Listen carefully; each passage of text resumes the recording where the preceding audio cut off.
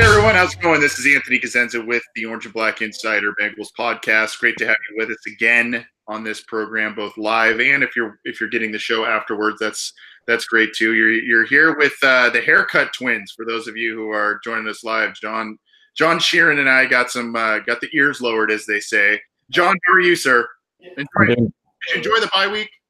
Yeah, I did. Very, very relaxing, very long, but you know that with what has gone on the past couple weeks, I've kind of accepted that as well. So yeah. Yep. And yet again another special Thursday edition. We appreciate the listeners and the fans sticking with us. I know the schedule's been a little wacky coming up here, and things come up. We're busy guys, but we still want to bring you the program. And we do know that Thursday night is this Thursday night's game is a big one because Carolina is playing Pittsburgh in Pittsburgh, and if we're on Thursday night, like I said. So if you're listening to the show later on, you already know what the result is. But for now, the Panthers just took an early 7-0 lead on the Steelers, which is good news for the Bengals. But the smart people are watching the game while muting Joe Buck and listening to us. There you go. I mean, our voices have to be much, much more soothing than that of Joe Buck and Troy Aikman. You got the big time guys right here on the Orange and Black Insider. Kind of a lot to cover here, John. Unfortunately, it seems like it's more of the frustration type of things that we're going to talk about tonight. And I guess where we can start is the Bengals' inactivity in terms of bringing in potential people that can help the roster in the wake of injuries, in the wake of issues. Most Bengals fans by now know that AJ Green's hurt. We'll talk more about that in just a little bit. But backtracking a little bit, the New Orleans Saints, the team that is coming to town this week, realized they lost Ted Ginn for the year. By the way, that's crazy that he's still playing football. Seems like he's been playing forever. But they lost Ted Ginn. They're kind of struggling finding another guy that's consistent opposite of Michael Thomas, and they go and sign Dez Bryant, a guy that a lot of Bengals fans wanted to see in stripes because AJ Green is out, but also guys behind Green and Tyler Boyd have not played very well. Then you have the Atlanta Falcons, also another NFC South team. They go and bring in Bruce Irvin as kind of a last-ditch effort to try and make a playoff push. They're kind of middle of the pack right now. So I bring this up. This isn't an NFC South podcast, obviously, but I think these two moves make a lot of sense for their clubs. They would have made a lot of sense for the Bengals. Are you frustrated? Especially now, we might even see Dez Bryant this week with New Orleans coming to town. Yeah, it's just funny how the Bengals had AJ Green obviously injured, and they had lost Carl Austin for the year. So the two biggest needs that they had in their bye week was wide receiver, pass rusher. When you know that the most talented guys on the free agent market are wide receiver, edge rusher. And I guess most logical Bengals fans kind of knew that both players weren't the kind of guys that the Bengals like to bring in, especially during the middle of the season. It's so rare that the Bengals would ever bring in an impact player in free agency, off the waiver wire, or even in the trade deadline. I think the last big one was Eric Winston back in the 2014 season, and he obviously helped, but it's just not something that happens very often. So it's very poetic that obviously the big name still in the market ends up signing with the team that the Bengals played the week after, which is just almost incredulous. And the fact that not only Ted Ginn was hurt, but Cameron Meredith, another Saints receiver, also needs to have surgery, will be placed on IR. So outside of Michael Thomas, all that leaves on the receiver depth chart is just Traquan Smith, who's a rookie out of Central Florida, who's a very talented rookie. And then there's Dez Bryant. So we don't know how much Dez will play against the Bengals on Sunday, but he's pretty much already slotted into that third receiver role and could potentially play some significant snaps late in the game, probably on a limited basis. But I guess our own Matt Minich, who is a great writer and film analyst on Cincy Jungle, he brought up the question, are Bengals fans more frustrated that they didn't sign Dez Bryant or that they might not activate Auden Tate. And most of the majority results from the poll said that if Auden Tate isn't active. And I think that spoke to a lot of the resignation that Bengals fans have about bringing in impact free agents and just the unlikeliness of that kind of happening, that they would be more upset if Auden Tate didn't play after being promoted up to the active roster than the fact that they didn't sign Dez Bryant, because signing Dez Bryant is not something that I think a lot of people expected. It's what a lot of people like hoped on blind faith, but it's not something that we expected, even if we wanted them to. And it's just it might very well bite him in the butt if Bryant ends up making impact plays against them on Sunday. Yeah, it's.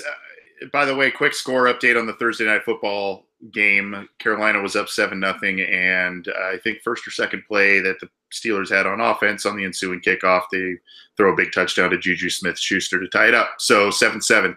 I think that what you said made a lot of sense, and quite honestly, there's actually a part of me that almost wants Dez Bryant to play and do very well against the Bengals. For sure. Because it's so frustrating. There are so many times that we see now. Let's back up a second. There are almost any time a big name guy, a former big pick, gets cut, whatever, Bengals fans are always like, "Oh, we got to get this guy. We got to get this guy." Obviously, there's scheme fit to think about. There's cost. There's locker room issues. There's all kinds of things to bring into the equation. I get it, but the Bengals have lost a number of players to injury. And for short-term, long-term, they lost a talented pass rusher in Carl Lawson. The sack numbers don't necessarily show it this year, but he has a lot of pressures, and obviously had a good rookie season. That's a guy you're going to miss. Right. Relying on Jordan Willis, a guy that I still think has a lot of promise, but has one sack in his NFL career in regular season games. He's a preseason beast, but when it comes to the regular season, he can't do very much. You have Sam Hubbard, who's had some very big plays, and then he's disappeared for stretches.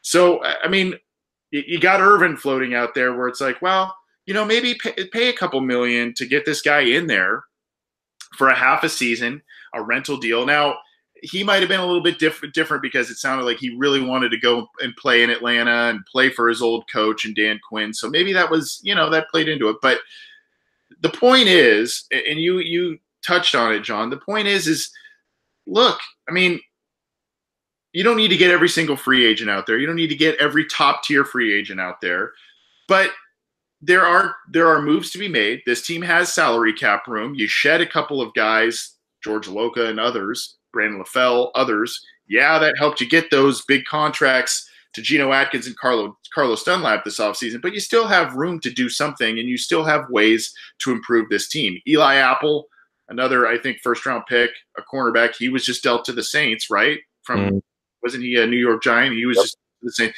These are guys that you can bring in, not really cost a ton, and help your team out. And, unfortunately, the Bengals just seem to – there are a lot of things that have changed in Marvin Lewis's tenure, but this sit-on-your-hands thing, this conservative nature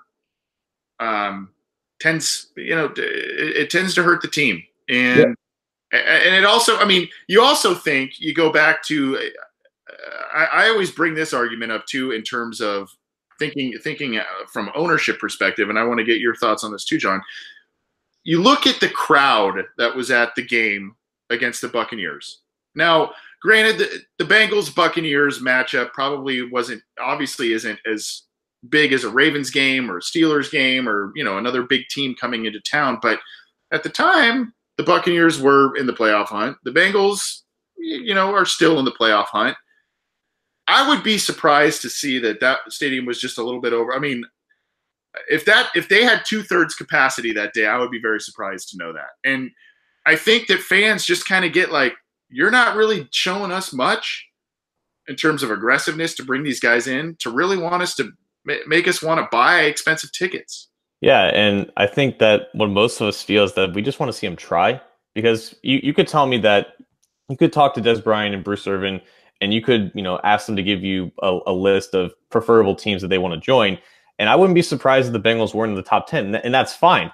But I want to see them try to get him in the first place. It almost seems like if unless they are for sure that a free agent it has significant interest in joining the team, they kind of just don't even attempt to bring him in the first place. And that's a level of laziness that a lot of fans may not tolerate, even for Bengals fans who are resigned to the fact that they're ultra conservative. And I think that attendance number was somewhere in the range of 46,000. That was just coming off of the disaster of Sunday night. And after that game against the Chiefs, they obviously didn't say anything impactful to say like, hey, we're going to make sure this is better and we're going to do stuff and we're going to bring guys in. So it was almost like, the same old story following a primetime defeat. So yeah, we just kind of want to see them try, because if they don't end up bringing Dez Bryant and Bruce Irvin in, that's fine. They can maybe survive it without those guys and have other guys come back from injury. But the fact that they just don't try to do these things, they don't try to improve their team in other ways that they don't normally do, that's kind of what hurts the most. And that's kind of what impacts fans' thoughts in terms of just investment into what looks to be a shaky season at best.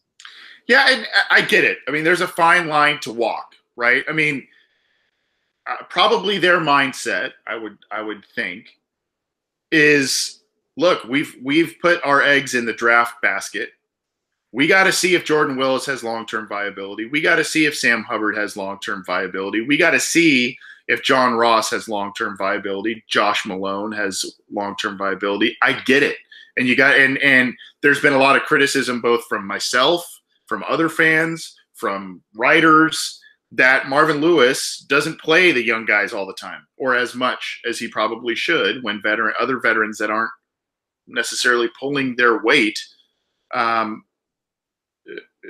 they get more playing time, and that frustrates fans. I get it. So you bring in a veteran, you go, okay, well now you just potentially stunted those guys' growth. But it's not really so much. You can find ways to still rotate these guys in. You can still find ways to get the football to some of these guys. And I just, I think it really bothered me on offense, because you didn't do the wide receiver thing high this year. You lost Eifert.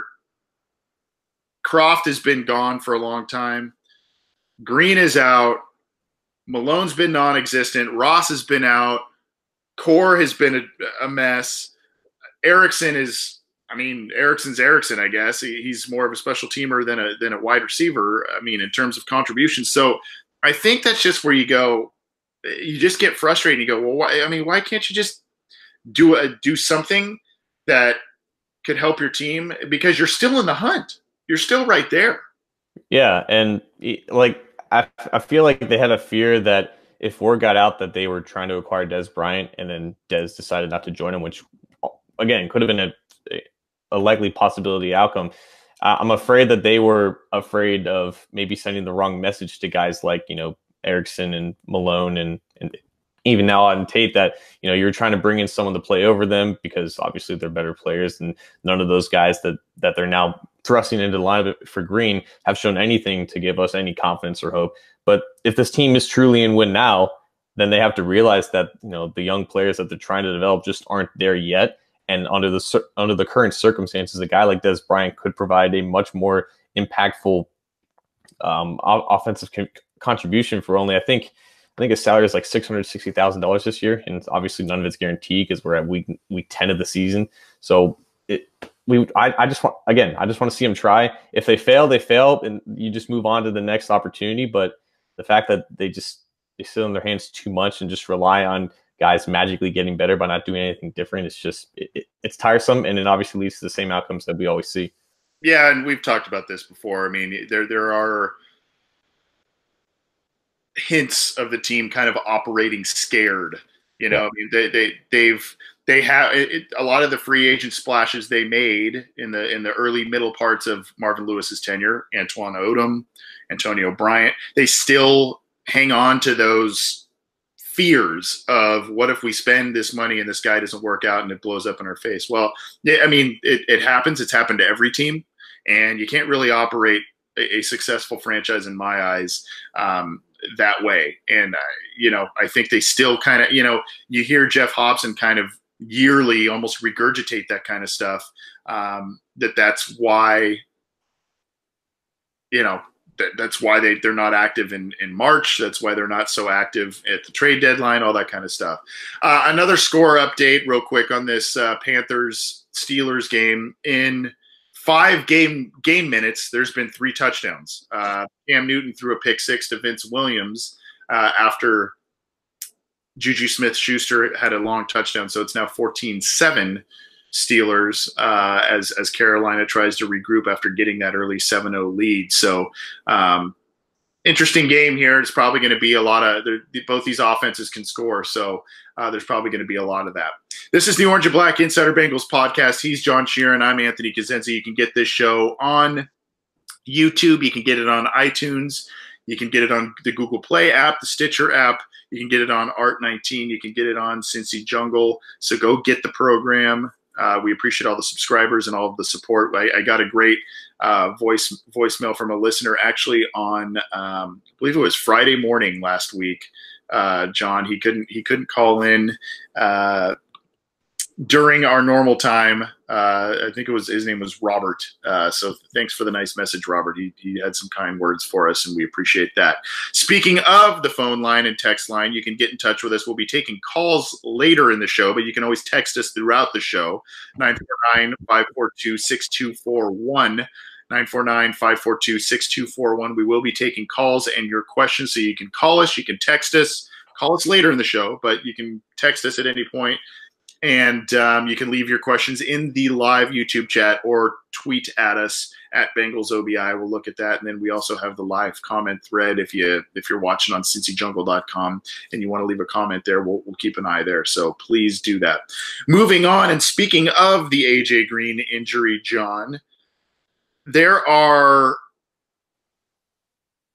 a number of players that the Bengals need to step up in Green's absence. It looks as if Green, who knows exactly how long he'll be out. We've seen, unfortunately, Green has been a guy, he's been pretty durable throughout his career, but there have been a handful of seasons in his career where he misses the occasional 1-2 games. And it looks like that's probably going to be the case here with this injury. He usually rebounds well and plays well. It was a shame because Green and Boyd, as I mentioned last week, were on pace for 1,000-yard seasons and double-digit touchdowns. That may be in jeopardy now, depending on what happens with Green. But there's kind of a 2-pronged question here, and we'll start with this. And it's okay if it's the same person, but we'll start with this one.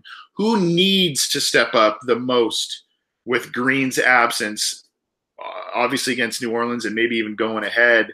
It would be a shame if Green isn't available for Baltimore because he absolutely destroys the Ravens. But let's just kind of say, let's take it 1 week at a time here. But who needs to step up the most, whether it's a receiver or maybe a running back or what have you? Who needs to step up the most with Green out of the lineup? Well, just real quick, I just want to confirm with all our listeners, we did call that Green would miss at least 1 or 2 games. And it would be almost the exact same situation as Billy Price. So just not to toot our own horns, but we did foresee this coming. A lot of you did too. Yeah. But who needs to step up? It has to obviously be John Ross, and the fact that he was practicing this week. I think Tyler Boyd said he was back to his normal self. He's blazing by guys in the secondary, which when I went to training camp for almost all the time, that was exactly the case. So obviously him being healthy helps them out a lot. And obviously the Saints defense is extremely vulnerable against the pass. They're like 26th in expected points on defense, but they're first in rush defense, which really tells you how bad their pass defense is. And I'm sure that Ross is going to get a lot of opportunities to torch Marshawn Lattimore, Eli Apple, Marcus Williams at safety. And they're going to need him to do that because, without Green, he's like their most competent vertical threat. And Ross is the guy, behind him who can bring that ability, but just hasn't been able to do that obviously yet. If he's healthy, he should make an impact. But the guy who will step up, I think Ross is the guy who needs to step up because obviously the guy who probably will step up in his place, Tyler Boyd, he's going to do what he normally does out of the slot. And you can almost at this point count on the production from him, even if a little bit more load of the offense is bestowed upon him without Green. I think that he's basically the Bengals version of Mike Thomas. The majority of the targets that you put on him, he's going to make the most of them. He's going to be effective in it, regardless of if the attention is more swayed to this way, because at this point, he's stepped up to, as much as we could possibly ask for out of a guy in his third year who had an underwhelming second year. But Ross needs to make that eventual step. And with Green out of the lineup, this is his perfect opportunity to against a very bad pass defense. Yeah, I mean, hopefully we're sitting here saying the first segment we did on this show talking about Dez Bryant, hopefully we're sitting here saying, oh, that doesn't even matter because Ross stepped up huge and he's playing well with Green out of the lineup. That would be a dream scenario. And, we've seen some good things from him this year. He's got the 2 touchdown catches. He's made a couple of plays, but the consistency is a major issue with Ross. And I think part of that has to do with injury. But yes, I think, as you mentioned, who needs to step up, I would agree with John Ross on that. But I'm going to go a little different. Who needs to step up? I will say who needs to step up is CJ Uzomah. And I say that because tight ends are always a security blanket. The Bengals have used their tight ends in screens and all kinds of different, short passes. They had a long pass to Jordan Franks against the Buccaneers a couple weeks ago. So they're actually, for years and years and years, early in Marvin Lewis's tenure, we always talked about, where's the tight ends? They never used a tight end. They had Reggie Kelly around for years, and he was the blocker guy. Mm-hmm. They had Gresham, but Gresham was feast or famine. And then, lately they've used their trio, when they have them healthy, of tight ends pretty well. Uzomah has a lot of athleticism. I really like him. Unfortunately, he's kind of been battling injuries in his career as well. He's been down the pecking order. Now you got Eifert out. You probably have Croft out. Behind Uzomah is a lot of and Uzomah is also battling a collarbone injury that he suffered against Tampa Bay. So I think he needs to step up. I think that if any quarterback – they always talk about this with young quarterbacks, but any quarterback that has a capable tight end that they can rely on in an offense always makes things more comfortable. So I will say, yes, I agree with Ross, but I will say that the person who needs to step up in AJ Green's absence the most would be CJ Uzomah, just to kind of help take pressure off of some of the other guys, Boyd, Ross, whoever, and also make Andy Dalton a little more comfortable. I think you tipped your hat a little bit with who will step up. You said Tyler Boyd, you think will do that. Yeah, and along with Boyd, just to kind of diversify the answer a little bit, I'm going to go, hopefully he plays Giovanni Bernard. And if he does play, I think he's going to have, I'll predict that he has some snaps in the slot. I don't know what his workload's going to be like if he plays at all, because when we're recording this, he's been limited on Wednesday and Thursday in practices. So if he does play, on the assumption that he does play, I think that we're going to see probably maybe more targets than actual rush attempts. I think they're going to lean on Joe Mixon in the running game, but I think Bernard's going to get some usage as a running back, and not to obviously the extent that Alvin Kamara is for the Saints, but I think that for them to win against, a Saints defense that's pretty strong in the front seven, they're going to have to get creative with the way that they use Bernard, and that's something that they haven't been able to do with him or Mixon this year under Bill Lazor. Snaps in the slot, more than just screen passes and just short passes out of the flat. I think that would help the Bengals offense a lot, and if Bernard is healthy, I think he's a weapon that will definitely help Dalton out in terms of just keeping the offense moving without his best player on the field. So obviously Boyd is, his safety blanket, his third down machine, but I think with Bernard back, you'll see kind of an increase in just the flow of the offense through the passing game with Green out. I totally agree. And when you look at, unfortunately, I think it was his last game he's played, the last game he played this year against Atlanta, a lot of people are like, well, Green had the big touchdown catch to win the game. Ross had the long touchdown catch. Boyd was absolutely critical on that last drive, extending plays and moving the chains all over the place. Yes, of course. But when you look at the outlets, the outlet that Giovanni Bernard provided without Joe Mixon in the lineup, what he was able to do, I don't think you can say enough in terms of his value to this offense. It's going to need, they're going to need to get unfortunately, some of the plays to Giovanni Bernard that are drawn up are very predictable. The swing passes. I mean, there are times where immediately after the ball is snapped, I literally say out loud, I'm like, swing pass. Because you just see it coming. Sometimes it still works very effectively. Other times they swarm it. But it's stuff like that where I'm going to agree with you. I don't want to take the lazy route, but I agree with you. That was the guy I was going to say is that's who will step up. And the one facet I always talk about when I talk about Giovanni Bernard, which is very, very underrated and very, very overlooked, is his ability to pass protect. For a smaller guy, unfortunately, you think of Giovanni Bernard as this guy, passing situations, he's going to go out for a pass, or third down, he's a third down back, he's going to go out for a pass. Well, a lot of times, if you watch the film, a lot of times, especially when the Bengals are giving up a lot of pressure on Andy Dalton, he stays back there and helps chip blockers, take on blockers, blitzers, and does pretty well at that. So I think that's an underrated aspect of his game. I think that both guys need to be out on the field at the same time in terms of Mixon and Bernard. Maybe Bernard's out there split wide in the slot, like you said, as an actual receiver, and Mixon's out in the backfield. But I think that if you have both of those guys out there on the field at the same time, that's going to be a very big matchup nightmare for opposing defensive coordinators, because it's kind of a pick your poison. And I think that is a good remedy to use with Green out of the lineup. Bernard's not going to go for the long bombs, but the yards after the catch, quick pass, get him open, get the first down type of thing, that could be pretty easy to come by. So I'm going to agree with you on Bernard is the guy that will step up. And as you said, he's still slowly coming back. I think he'll probably play this weekend, but we will see. Another score update on the Steelers-Panthers game. The Steelers just scored again. I don't even think it's out of the first quarter yet. The Steelers just scored again, 21-7 on the James Conner touchdown. So not good news there. It started off very promising, and not great news for the Bengals there, but they need to take care of business this week coming up against the Saints. We're going to take some texts. We will be taking texts throughout the show. We're going to take some calls later on. If you want to call us in, 949-542-6241 is the number. You can also leave your questions in the live YouTube chat. You can tweet at us at BengalsOBI or in the comment section at Cincy Jungle. And you can also get this show if you are unable to join us live on iTunes, Stitcher, Google Play, Art19, CincyJungle.com, and on YouTube. So thanks for listening, however you may be listening.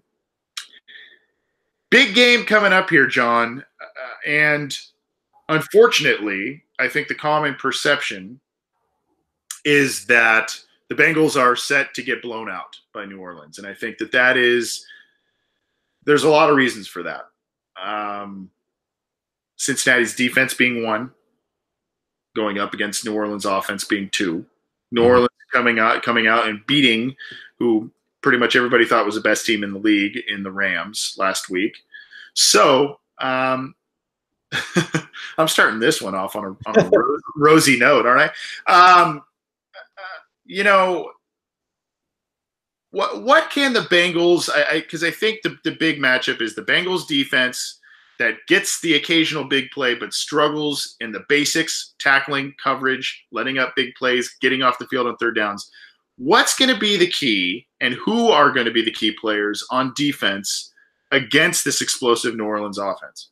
Yeah, it's scary because all week I've seen a lot of analytics and stats breaking down what's possibly the best quarterback season we've seen from this year in Drew Brees. And it's scary because when he gets rid of the ball before 2.5 seconds, he's got a pass rating well above 100. When he's holding on to the ball for more than 2.5 seconds, he's got a pass rating well above 200. And then you look at what's around him, and it's Alvin Kamara, perhaps the best dual threat back in the NFL. Mike Thomas, the most efficient receiver in the NFL. His offensive line doesn't really have a weakness in it.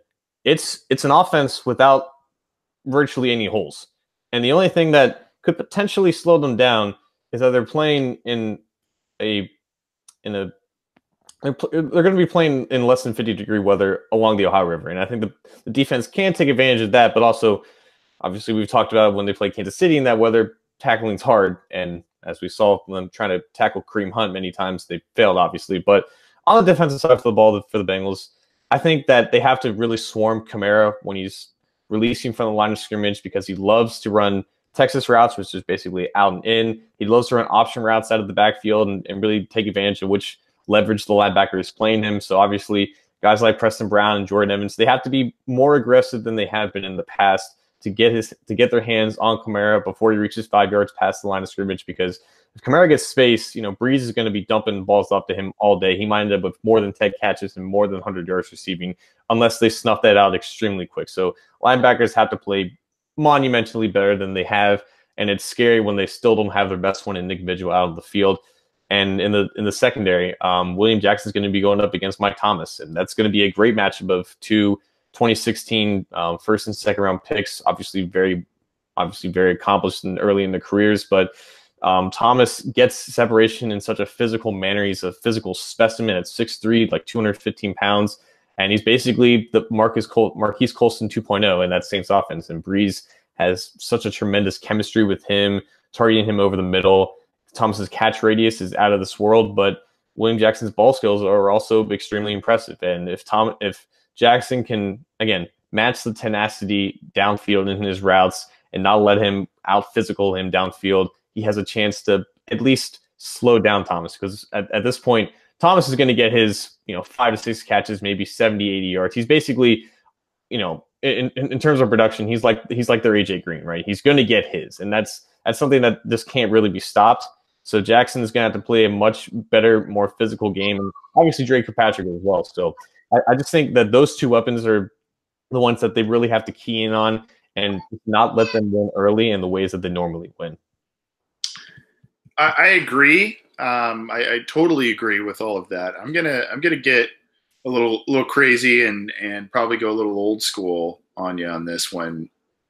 I almost think that the Bengals offense, in a way, is gonna play a part in their defense. And what I mean by that is, if they can control the football, if they can sustain drives, if they can run the football with Joe Mixon, potentially Giovanni Bernard, and keep that offense off of the field, obviously it gives them a chance. I think if you do that, combined with the weather, Drew Brees is fantastic. He's one of the best quarterbacks of all time, as you mentioned. But he plays far better in a dome and at home than he does in winds and cold and all that stuff, and as do almost every quarterback. So I think that's, as weird as it may sound, there's these, as you mentioned, critical defensive matchups. But I think if the Bengals can hang on to the ball and sustain drives and run the football effectively, keeping them off the field, keeping their own defense off of the field, I think is key. Because if you looked at what the Bengals, go back to the Tampa Bay game, Cincinnati at one point had a 21-point lead against Tampa Bay. I think that was what they took into the locker room at halftime, if I'm not mistaken. And then they come out and they have 4 straight 3-and-outs on offense. The defense had kind of held or gave up a field goal here and there and all that. They had the pick 6, all that kind of stuff. And the offense just could not even sustain a drive. And I'm not talking sustain a drive and punt away after a while or whatever. I mean, 3-and-out, defense is back on the field. 3-and-out, defense is back on the field. I mean, they get tired. They get tired. And I think that if this offense does that, and it's going to be a challenge this week without Green. I think if this offense does that again this week, this could be a really long day. And it's not just because the offense isn't putting up points, yards, all that kind of stuff. It's because they're putting their defense back out there so quickly that New Orleans could take advantage, right? And there's no doubt that if Cincinnati turns the ball over, like I have zero confidence in the defense's ability to match them in terms of turnovers. If they lose the turnover battle, it's basically a done deal. Drew Brees has like 1 interception on the year. I think they've had a few fumbles, but not all of them have been lost. The offense, for as good as it is, they're not involved in terms of turnovers. They don't make mistakes on the offensive side of the ball. And as we've talked about so much this year, the defense is so turnover heavy and turnover reliant that it's just not going to be the case for this game. They're going to give up a lot of yards. They're going to give up a lot of points in the process. And you probably can't count on them, intercepting Drew Brees a couple times. This isn't playing Jameis Winston. So if that offense not only doesn't sustain drives, but gives the ball back to an opportunistic Saints defense, it's basically a done deal at that point. So I agree with a lot of what you said. It's going to be more of I guess from the offensive standpoint, it's going to be a lot of feeding Joe Mixon to make sure that they're not putting the ball in harm's way, and especially if the defense shows signs of giving leeway to the Saints offense, which will happen. So yeah, I definitely agree that they got to win. They got to at least keep the time of possession close, and if they lose the turnover battle, they can't expect their defense to pick up that slack. Yeah, this is the Orange and Black Insider Bengals podcast. We'll be taking phone calls in just a few minutes. If you want to call in, 949-542-6241. We're also taking texts. We'll try and get to some listener questions here in just a few minutes. But continuing on with our discussion about the Saints, I look at this game, and like many cynical fans, I sit here and I go, well, this is probably not going to – I don't know if it'll be to the extent of the Chiefs debacle, but this is a game that does not play into the Bengals' favor. But we mentioned the weather, and there's the possibility that the Saints could have been emotionally and physically somewhat exhausted after the victory against the Rams, and just say, you know what, they don't. They just show up, and it's there's a lot of things going against them. They're on the road, all that kind of stuff. I don't know, and then that makes things maybe potentially a little closer. Maybe the Bengals can sneak out a win. I've been kind of mulling both sides here. Am I crazy to even think the Bengals have a chance in this one, or especially with Green out, or is there what kind of glimmers of hope do you think that you or I can provide our listeners this week? So just to start, I don't expect a win. All right, I'm just going to throw that out there, but for reasons as why it could happen. I'll take this back to 2014. The Bengals lost 30-0 or whatever the hell the score was against the Browns on Thursday night. And then 10 days later, they go on to play the Saints in the Superdome. No confidence in that game at all. I remember specifically, they're going to get beat by multiple scores. They end up winning by 2 touchdowns, scoring 30 points. Jermaine Gresham had that one thing with the fan, and it surprised a lot of us. So I don't know if there's a parallel in that, but regardless of the other factors, I believe that right now that the Bengals are 6-point dogs at home, and they do pretty well when they're home underdogs again, unless it's against the Steelers. So they have that thing going. They're also wearing orange and black, orange jerseys, black pants. They're 6-0 in that combination as well. There are some factors, logical or not, that we can point to provide some hope. So it's just that going into the Kansas City game, I knew that was going to be a loss. Went into it watching it as a loss because it was on primetime, because it was against Mahomes, everything going like that. This one, I do kind of agree. I still expect a loss, but I don't think it's going to be to that extent, because 1 o'clock kickoff, the weather probably plays into their favor a little bit more. Just those factors, that kind of give us a little bit of hope. I think that's fair and reasonable. And if you're watching this game, like a true fan and expecting to win, maybe your hopes won't immediately get, demolished after the opening kickoff and after the first series because of those things. And plus, it's already November. They're not playing with a division lead anymore. There has to be a little bit more desperation, and they have to at least change at least something to what they do on offense without their best player out there. So I do think that there are some, instances of reason and logic as to why this game could be closer than what we may fear it won't be. So with that being said, you mentioned the Chiefs game and that being a debacle. You mentioned, some of the other better teams in this league. Carolina, they lost to Carolina. They lost to Pittsburgh. You kind of, Miami's in the hunt, but I wouldn't say Miami's necessarily an elite team or a great team at this point in time. So basically the perception of the Bengals and the perception of the Bengals under Marvin Lewis, both within the fan base and nationally, is the same. They'll be competitive. They'll win the games they're supposed to win.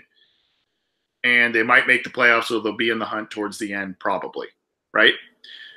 And then they'll probably lose in the first round because they've proven that they can't, right? I mean, we're laughing, but I mean, it's kind of the case, right? Funny things in life are true. Yeah, I mean, those 3 games I mentioned, that kind of points to it once again this year. But if the Bengals were to beat this Saints team this week, would and should perceptions change about what this team is capable of doing in 2018? A lot of things would have to happen for that to happen, because on paper this is obviously a good matchup for the Saints and a game that they should win. And I guess every NFL team has those games where you don't expect to win and they kind of come and just come out on top, and that's kind of the nature of any given Sunday and that kind of thing. But they're gonna have to prove that they overcame certain scenarios that in the past they normally wouldn't, and they have the 1 o'clock kickoff on their side, and they have all those other factors we already mentioned on their side. But just a win, probably not, because the sample size is just one game, and we have a ton of other history to look back on, especially just from this season. But then again, winning without AJ Green against the number one offense, against practically arguably the best team in the league, it's no small matter, and it's nothing that you can just brush to the side. So I would still say no. I wouldn't have any or significantly more confidence if they were to end up playing in January, but I would still have to see what transpired in order for them to get that win. If some incredible luck somehow happened for them, that's amazing, but obviously luck isn't transferable in the long run. And again, like it's crazy things would probably have to happen, and unless they completely show out against a much more talented team, a much more healthier team, and look like a team that we've never seen before under Marvin Lewis, then yeah, the meter might not shift for me as much as it may for other people, I guess. Yeah, I mean, I would say that this would be one of Marvin Lewis's signature wins if he was to beat this team, just because this is a very good team, and they're essentially, a lot of people are saying they are now the best team in the league because they beat the Rams, who many people believe is the best team in the league. So basically, your top three teams at this point seem to be the Chiefs, the Saints, and the Rams. And you can put those in any order. The Patriots are probably sniffing there as well. But those are kind of your top teams. And I think if Cincinnati can beat this team, that would say a lot. It would inspire more confidence based on what they can do. But we'll see. I saw a comment in the YouTube chat from Minor Threat. I don't know if that's an homage to the old school punk band Minor Threat, but I'm a huge Bengals fan, but I just don't see a win here, guys. Yes, you're crazy. I'm thinking he's saying me to think that they have a chance. Bengals lose 38-10. It's either Jeff and I or Jeff Andy says Bengals just don't have the defense to hang with the Saints. Your score prediction this week, John, on this game. I didn't look at the over-under. I'm assuming it's somewhere in the mid to high 50s, even with the weather. But I'll go with Saints like 28 or 31. Yeah, Saints 31, Bengals 24. I'm going to say they call it garbage time, if you will. They kind of make a somewhat surge late in the game with the Saints defense being tired and cold as they are. But it's just hard for me to think that without Green that they're going to be able to match up whatever offensive output that the Saints offense can do and will put out, because this is a matchup of two of the worst defenses in the league. But as we saw against the Chiefs, that doesn't really matter if one coaching staff completely outcoaches the other. And Sean Payton is not exactly regarded as one of the better head coaches, but at least in this case, he's the Saints have that advantage. And even if they're on the road, they're still the better team. And I still think they come out with at least a 1-score victory. Yeah, I kind of agree with you. Maybe the Bengals make it competitive in some respects, but I just think that there is too much, and I mean that in a couple of different, too much to deal with, and I mean that in a couple different ways. I mean that in too much to deal with on the Saints offense, too many injuries to deal with. Even though they're getting guys back, there are still major injuries that they're dealing with. We don't think Vontaze Burfict is going to play. He hasn't practiced this week so far. So, there's just a lot to deal with. And unfortunately, I just don't think that I see a Bengals win. I guess I will go, since you took my 31 score. I will say I'll say 33-21 Saints. I think it'll be a somewhat close, but not really type of game. And, hopefully the Bengals can get healthy and if they do lose this game, it hurts. But especially with now the Steelers being up 24-7 on the Panthers, it hurts in their divisional race. But it doesn't. It's not a conference game. It's not a divisional game, and they have the Ravens next week, which is a big game. So we'll see. We'll see what happens, and hopefully the Bengals can surprise us all with a win there. But those are our predictions. This is the Orange and Black Insider Bengals podcast.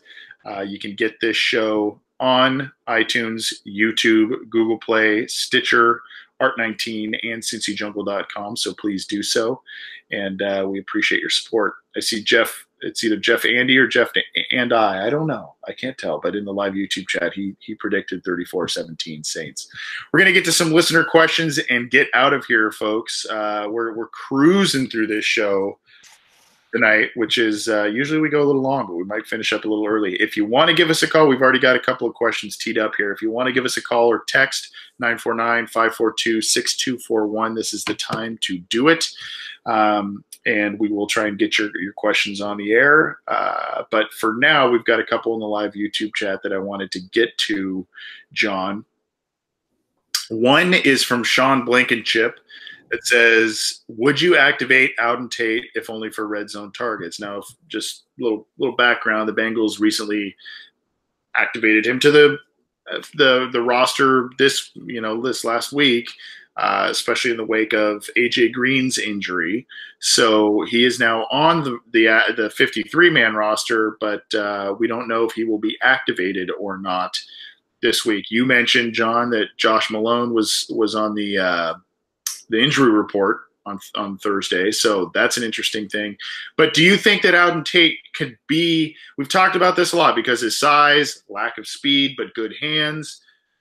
Could he be that hybrid tight end wide receiver guy, a Devin Funchess, Kelvin Benjamin, one of these guys that can do some things in the red zone, and maybe that's where his niche is as an activated player? I suppose I'll take it one step further, and for listeners of this show, they know that I wasn't too high on Tate even in the preseason when he was making waves. But at this point, I mean, you just got to see who you have. And it's Cody Core, an intro Josh Malone, and Alex Erickson, who I appreciate as wide receiver, but I know he isn't much. If Auden Tate can't, win a couple routes against a guy like Eli Apple, who's struggled immensely over his career, I just don't see what the point is even having him on the team. You might as well just trot him out there for a couple snaps, at the X during midfield, and even more so in the red zone. If you're gonna have him, on the active roster without AJ Green, you're missing that true X in your offense. It might as well try out to see if it's Auden Tate in this specific scenario, because again, the Saints' pass defense is not good at all. And if I know Auden Tate's still not there yet as a prospect, but if he's truly as talented and as magnificent of a receiver as Florida State fans or even Bengals fans will have you say is, let him prove it. Because at this point, Cody Core sure isn't. Josh Malone is basically the offensive version of Jordan Willis. And again, Erickson's just Erickson. So you have literally nothing else to lose by playing him and just letting him make the mistakes, because it's better to let Auden Tate make those mistakes against the weak secondary than a guy that you've seen make those mistakes over and over. So yeah, I want to see him in the red zone. Heck, I want to see him during midfield to see if he can convert some third downs, because we've mentioned that the Bengals offense has struggled to keep flow, and without their best receiver, that's going to be more of a challenge. So yeah, let's see what Auden Tate can do against the weak secondary. I'm for it. Yeah, and I don't think we're talking about an exorbitant amount of snaps. But I think there are plays that, hey, put him out there for the plays that you saw him succeed with in the preseason. Put him out there for the plays that you saw him dominate at practices and off-season work. But if he's out there, draw those plays up for him and get him involved. Ones that he can make, ones that he's comfortable with. Those are the things that you're going to need to do. If you're asking him to maybe do some different things, some things he's not used to doing, and if you're expecting the world from him because Green is out and you need to replicate that production somehow, that's not going to work. But red zone, short yardage, he's got a big body, big catching radius, so there's a little bit more margin for error on a throw, I guess, from Andy Dalton. So, I'm kind of with you. Why not? And that sounds funny to say, because usually you say that when a team is, out of the playoff race or something. It's towards the end of the season. You kind of go, well, we got to see what these young guys give us. But I mean, Green's out. You got to find something. You got to find something that works and that helps the offense. So, yes, and I do think that given his size, I think that he could be, as the question asked, he could be a good red zone target going forward here. Another question here we had.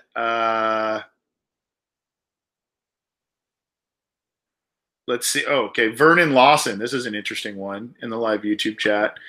Basically saying, with AJ Green down, the outlook doesn't look good, all that kind of stuff. But he also said now that we have a half a season under the belt, and I think we've kind of been asked this before earlier in the year, but I think now that there's a half a season and now there's a lot of injuries and things where you can kind of say, well, this is where the Bengals need to do some stuff.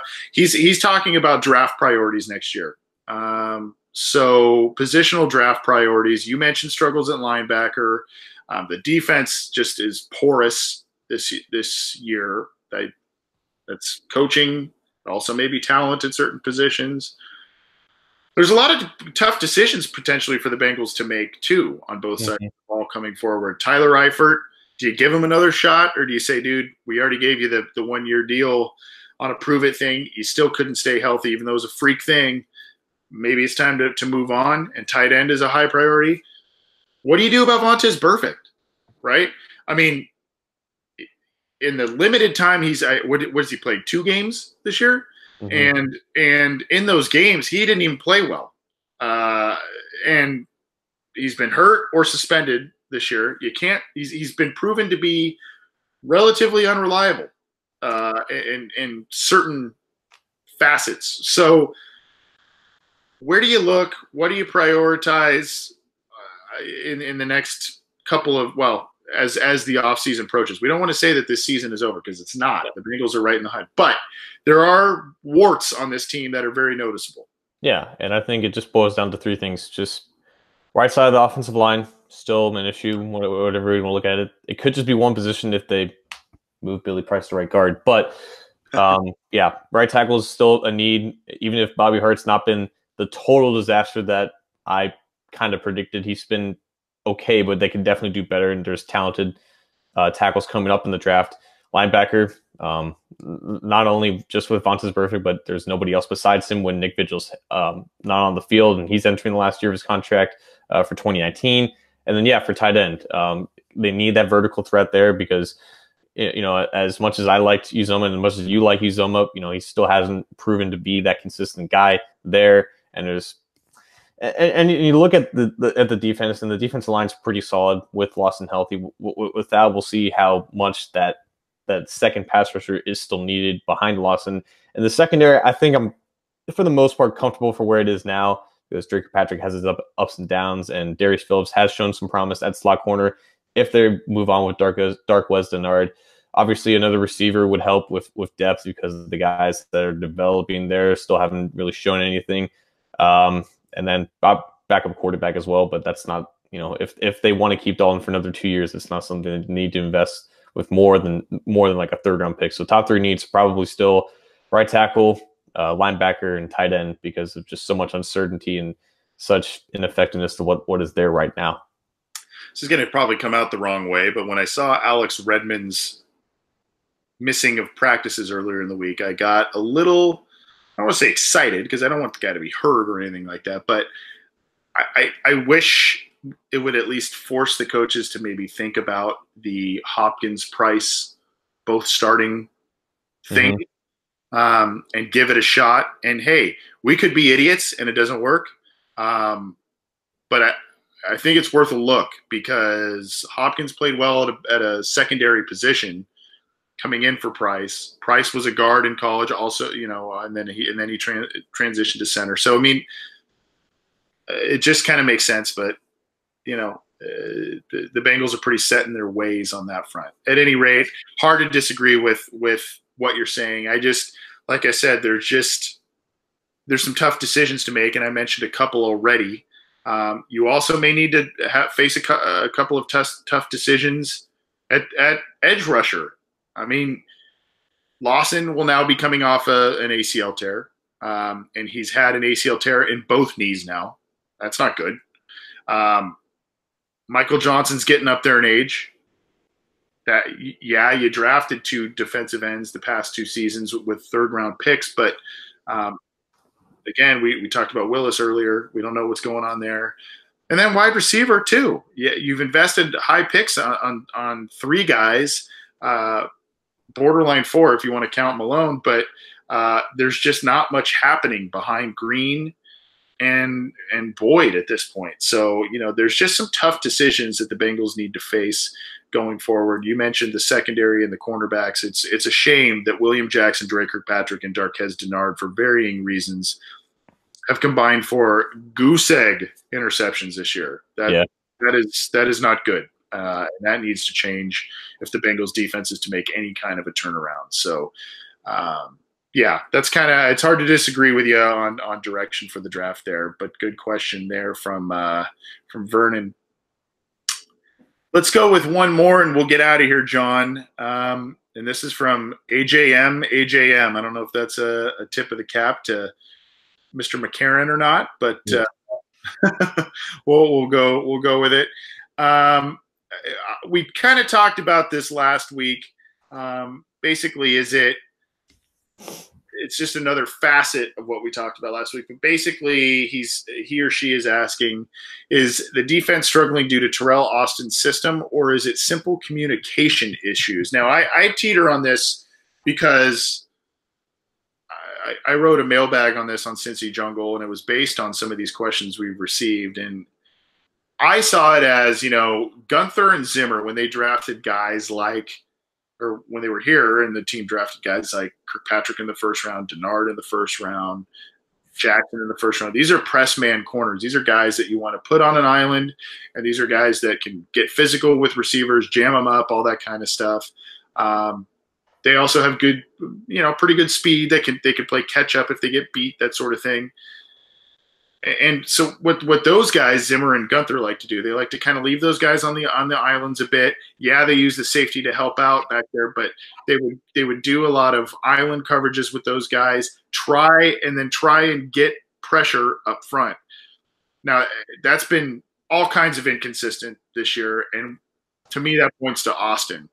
I do see that this is where I get confused on Pro Football Focus's ratings, because they are all about Jesse Bates, and Jesse Bates has had a good season. He's done a lot of good things. He's created a lot of turnovers, but I see a lot of communication issues in the back end of this defense. And I think part of that has to do with Bates' inexperience. I think also Williams is learning to play with Bates. He played with Aloka for a long time. He also mixed in with Reggie Nelson for a long time, so he's learning to play with Bates. They're all learning Austin's system.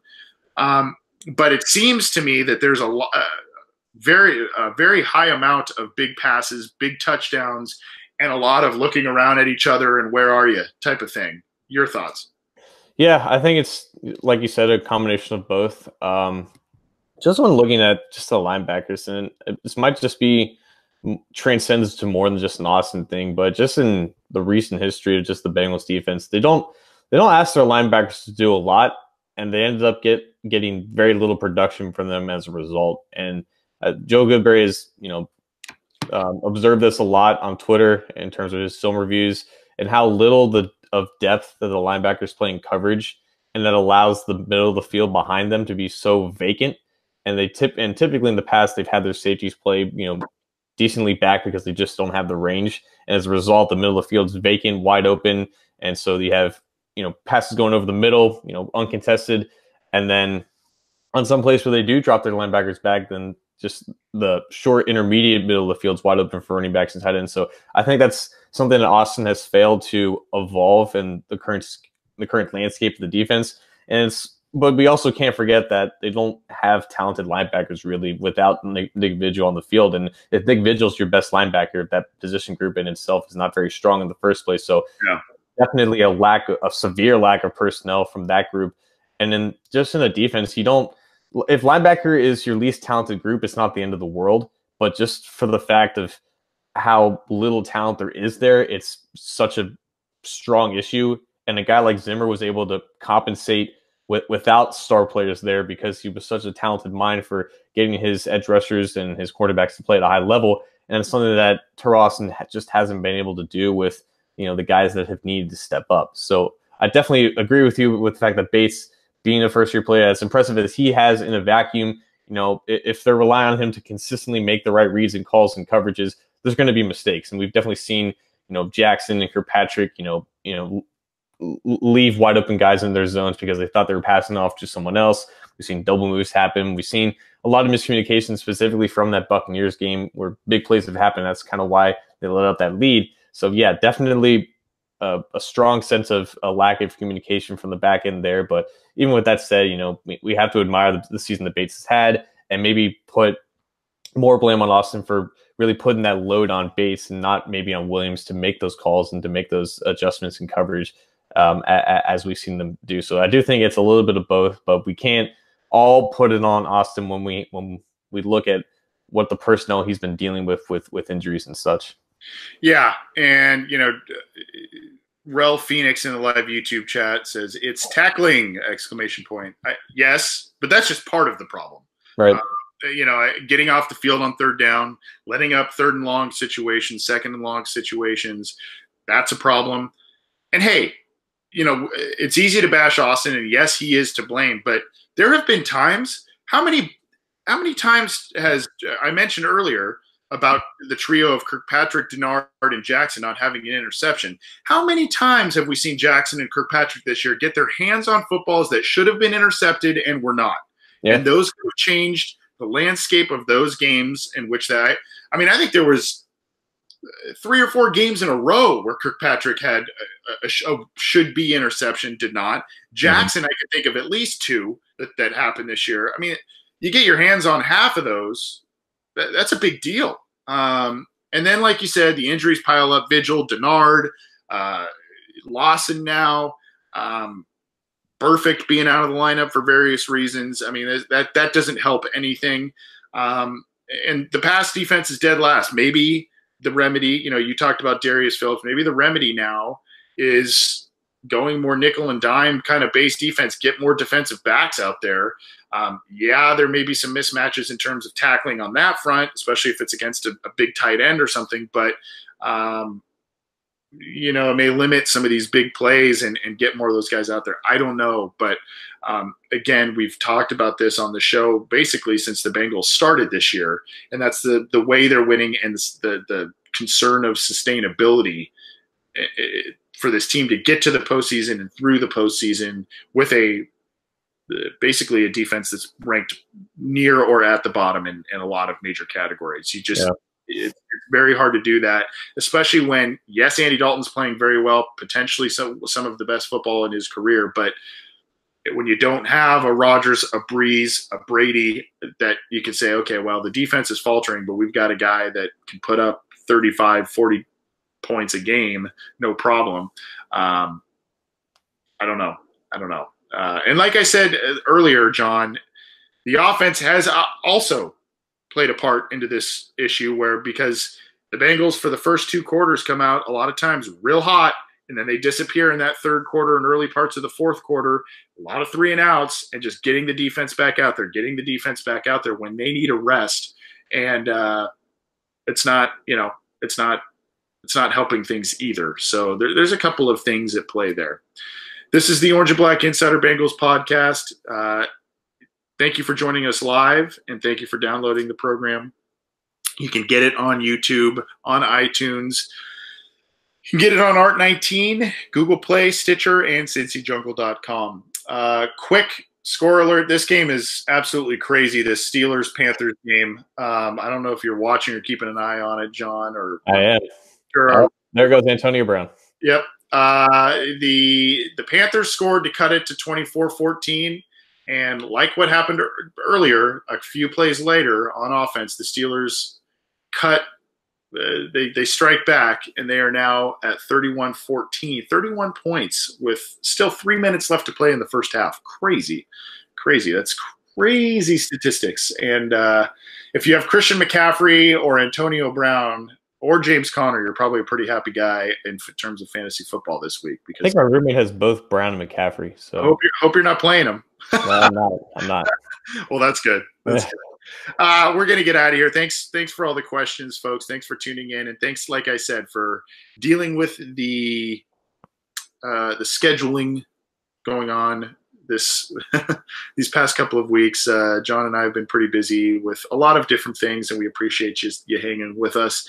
Um, we should be coming back up on the next couple of weeks. We should be back on kind of our Wednesday night schedule. So just for the time being, hang tight, and we should.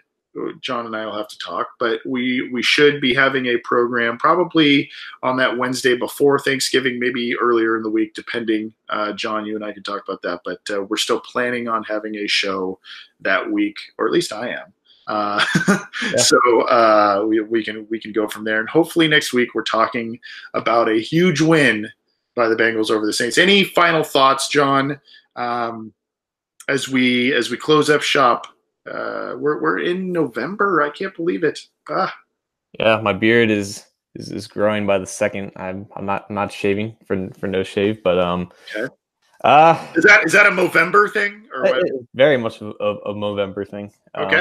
But also because it's like 40 outside and I have to stay warm as much as possible, and there's no heat in my room. But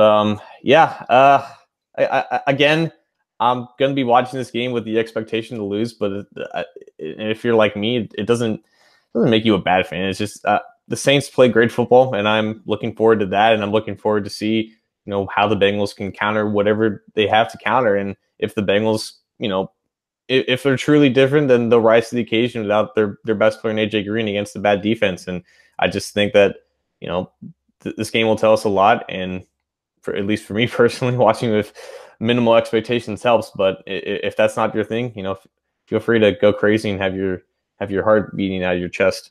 Yeah. I think that this, a lot of people are saying, oh, big blow up by the Saints. I don't know if I necessarily see that, even with Green out and all this stuff. I think the Bengals will probably keep it interesting. I think this will be an interesting game. I don't think it's going to be a Kansas City debacle type of game. I don't see that. The other thing I want to say, it's been a kind of crazy week, not even just outside of football, between the midterm elections and all of the emotions. If you're on Twitter, Twitter's a pretty bad place. It's been a pretty bad place this past week or so.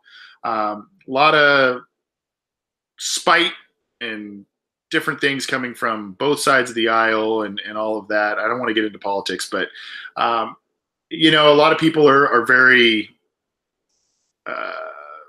emotional about politics in this current landscape, and that's okay. That's it's good to be interested in it, but try and be. For me out here in Southern California, there was, for those who haven't heard, there was another mass shooting out in Southern California on Thursday, actually near a university that I went to. I went to their campus about a month ago, so it just in general kind of struck home with me a little bit. When you think you want to make a rude comment to somebody online, or you want to maybe take a step back and think about other things, or relax a bit, because there are a lot of things going on in this world that aren't pretty right now. And if you're on social media, you probably see a lot of it, and a lot of people that are Twitter tough guys or social media tough guys. So I don't know, just try and be nice to each other for a little bit. This has been a rough week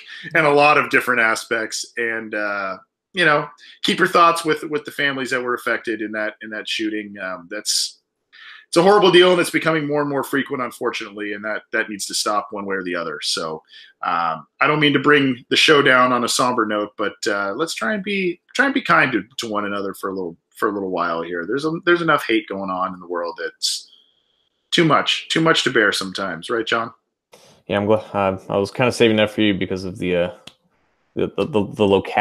locality of the issues. So it's about without traffic, of course, because anyone who's been to Southern California knows about the traffic. But from where I live, it's about an hour and a half or so. I mean, it's a little ways away, but it's still here. It's in Southern California, and to be honest, I was pretty shocked to hear about it. That's not really an area that's a very violent area, and former Marine and all that kind of stuff. It's pretty shocking. It's shocking to hear, but it's unfortunately not a shocking event now. It's almost almost normalized. And I think once we kind of realize that reality, we can take the appropriate steps forward. But the first step in solving the problem is recognizing that there is one. Yep. And like I said, let's keep the families and friends and everybody affected in that. Just send them some good vibes, prayers, whatever your thing is. Do that, because those people are hurting for sure. It's not a pretty thing. But anyway, that being said, enjoy the game this week. Like I said, I hope that we are talking about a win, a Bengals win, and one of the signature wins in the Marvin Lewis era. It's a big game. And hey, if you're the Bengals, you're not expected to win. You're kind of playing at home, and you may just say, "Hey, let's just have some fun." Right? I mean, let's just go out there, have some fun. Let's not play tight. Let's just do what we can do, and who knows? Sometimes that leads to a win. Other times it could lead to a sloppy outcome, but we'll see. Thanks, John. Appreciate you joining me, and you've been a great addition to the show, my friend. Peace out, man. All right. Take it easy, everybody. We'll catch you next episode, and Who Day, I guess.